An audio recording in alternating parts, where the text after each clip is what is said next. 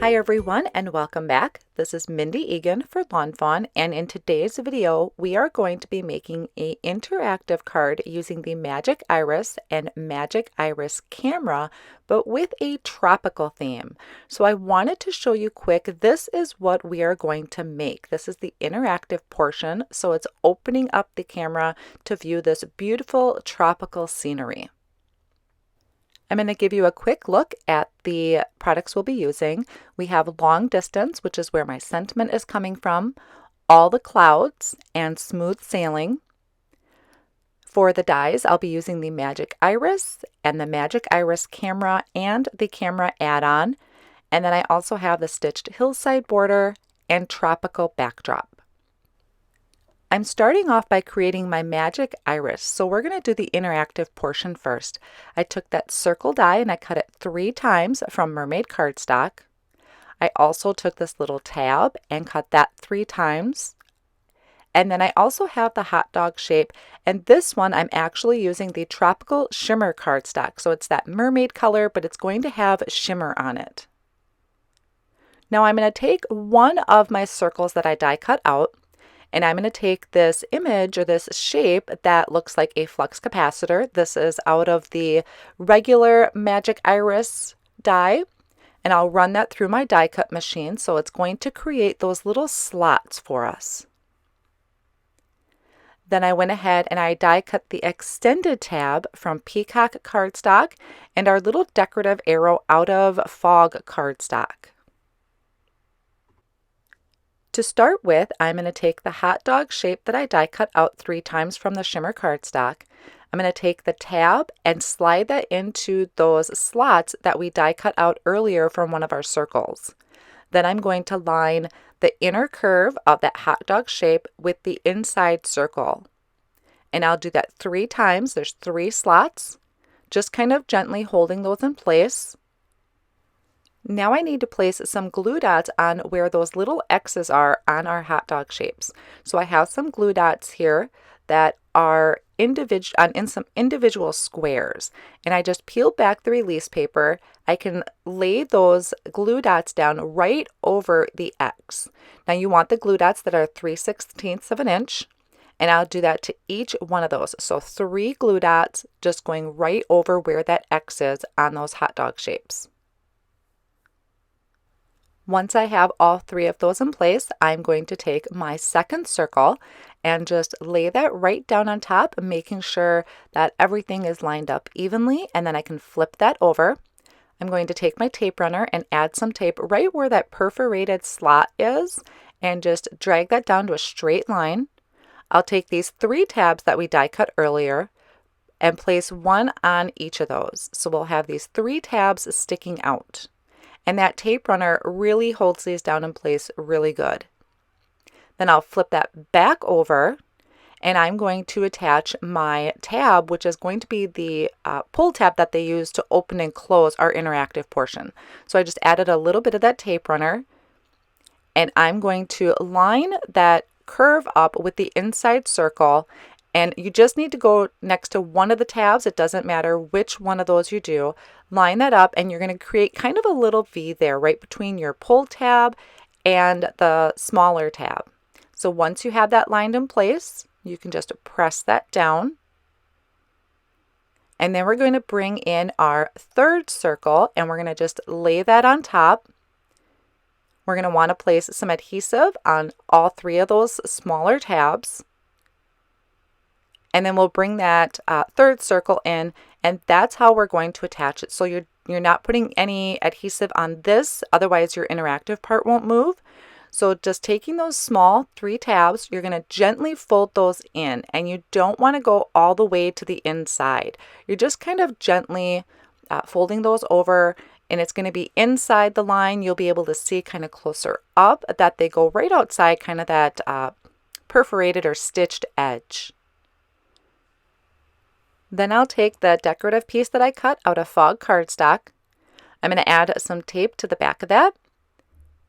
And I'll glue that directly onto my tab, the interactive portion that'll help open our interactive window. So that just leaves kind of a darker blue arrow showing through. And then we'll give this a test run and just make sure everything is working correctly. Then I'll move on to working on the camera. So I'm taking the Magic Iris camera and I'm actually going to be die cutting it twice. I wanted to add 2 tones to it. You could do this out of pattern paper or any other color of cardstock, but I'm going to die cut this from Storm Cloud and Fog cardstock. So I'll run those both through my die cutting machine. So I'll have essentially 2 cameras, but one of them I'm going to trim down. Then I have my smaller pieces, which is the button, the flash, and then the topper for my button. I die cut those out of Storm Cloud, black Licorice cardstock, and then the yellow for the flash is from Shimmer cardstock. And I also have the lens here. Now I just wanted the border around the lens, but it does cut out that really cute shine mark too, if you didn't want to do this as an interactive card. So we are going to decorate our camera. You can see here there's a stitched line and kind of a little embossed line there. I'm going to cut that strip out on the embossed line, and I'll just do that with my Tim Holtz paper trimmer. So I'm going to put that under my safeguard there and line up that scored line and just trim that out. Now this, like I said, can be out of any color pattern paper or cardstock, however you want to do it. I kept it pretty calm for colors because I knew my background was going to be so busy and so vibrant. Here I'll show you what that strip looks like on top of the camera. So I really liked that 2-tone look that it's giving. Before I attach anything down, I want to do my stamping on here first for my sentiment because I knew there wasn't going to be a lot of space otherwise. So I lined that piece up into my Misty stamping tool, and I'm going to stamp from this stamp set called Long Distance. Now you don't need to have a stamping tool for this. You could just use an acrylic block. So once I take off the sentiments that I'm going to use and line them up straight, then I'll pick them up with the door of my Misty, and I'm going to prep my cardstock with an anti-static powder tool. This will just help eliminate any static or fingerprints that I may have left, and also help so my embossing powder only sticks to my clear embossing ink that I'm using to stamp down the images. So once I have that stamped down, I'll sprinkle on the Lawn Fawn white embossing powder. And then I'll heat set that with my heat tool. So the heat tool is just melting that embossing powder and really makes it stand out against that dark background. Then what I like to do is once that's cooled off, I'll take a Swiffer cloth and just kind of dust off any of that excess powder. Now I can come in and finish decorating and putting together my camera.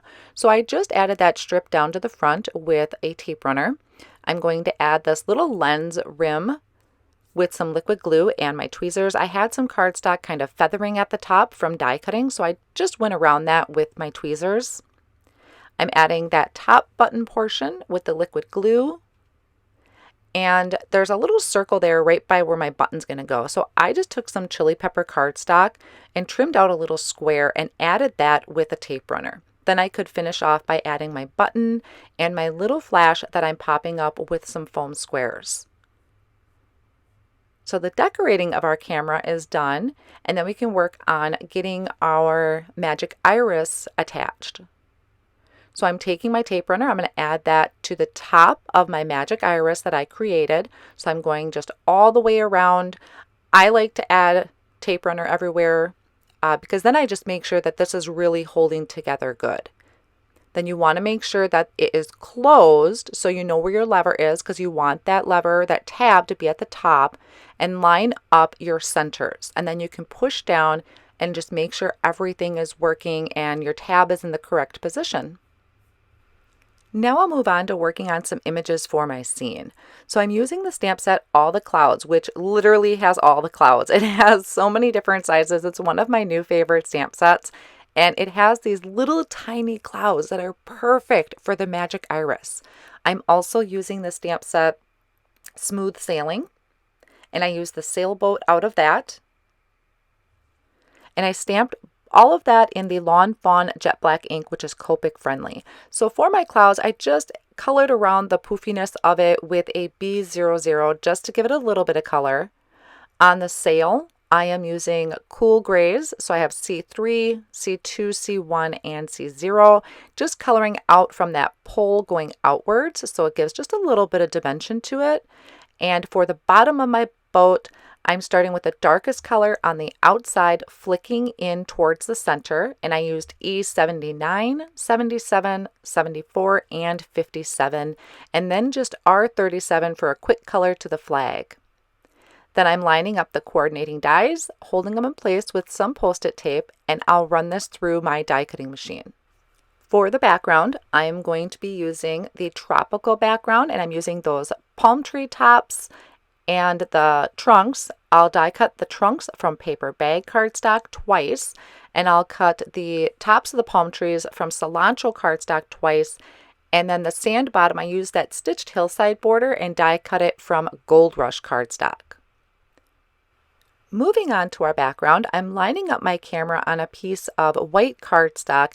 I'm also going to be using the grid lines of my mat underneath. So I'm eyeballing about where the camera is going to be, where that center point is, and using the lines there, kind of lining up about where I'm going to mask off my scene. So you can see on each side of my cardstock, I have a line there that I'm making sure my Post-it tape is straight across on there. And I'm masking off my sky and my sea. So for the sky, I'm going to be using Distress inks. I have Candied Apple, Spiced Marmalade, and Mustard Seed.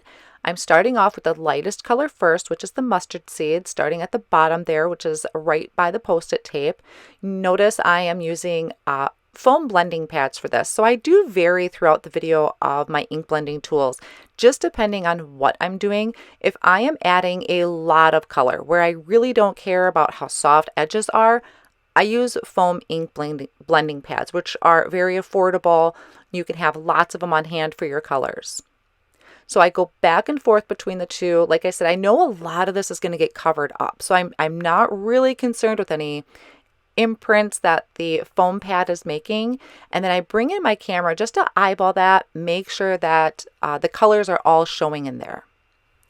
Then I'll remove my Post-it tape from the bottom and place that over my ink blended sky that I just did. So now we can work on our water. Now I'm starting off with Tumbled glass. This is one of the lightest colors of the Distress ink.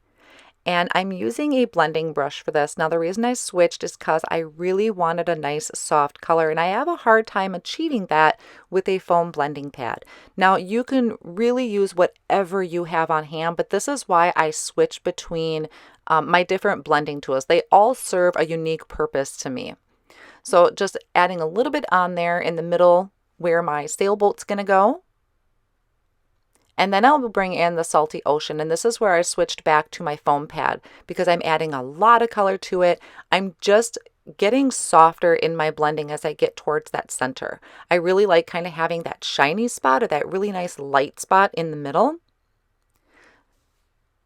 So just finishing off with that ink blending, and you can see I just added a little bit more, kind of brought that Salty Ocean in just a little bit. Once I'm satisfied with that, I'll remove that Post-it tape. So here's our background that we just created.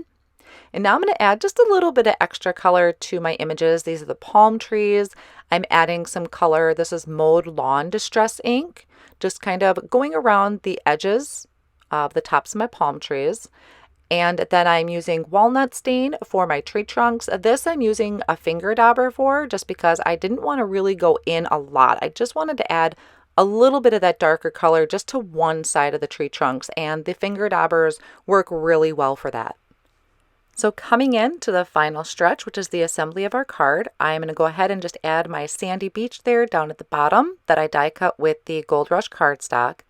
And then lining up my camera, this is going to help me figure out where my sailboat's going to go and the little clouds. So once I have that kind of lined up in the center there, I'll take the little clouds and I switch between the tape runner and liquid glue, just depending on honestly what's closest, what's more convenient, and just attaching those. So I have one cloud kind of coming into the scene. It looks a little more realistic if I have one half in and half out. And then I'm just adding the tops of the palm trees to the trunks with some liquid glue. And once that's kind of dried, I'm lining up about where they're going to go on the side of the card. Now you could definitely add these to the front and kind of overhang on the camera, but I really wanted to showcase the camera. and I'm keeping it symmetrical, so it's the same on both sides. I have two big ones on each side and then a small one on each side, so it's the same and kind of balances the card out a little bit. I know a lot of it gets hidden, but sometimes it's just that extra detail that really helps make a card come together. And this is also why I explained our ink blending wasn't as important, because a lot of it's getting covered up by our camera. And I really just loved this idea of taking a picture, and you think about all the different things you take a picture of. And this is what popped into my mind, is taking a picture of this beautiful scene.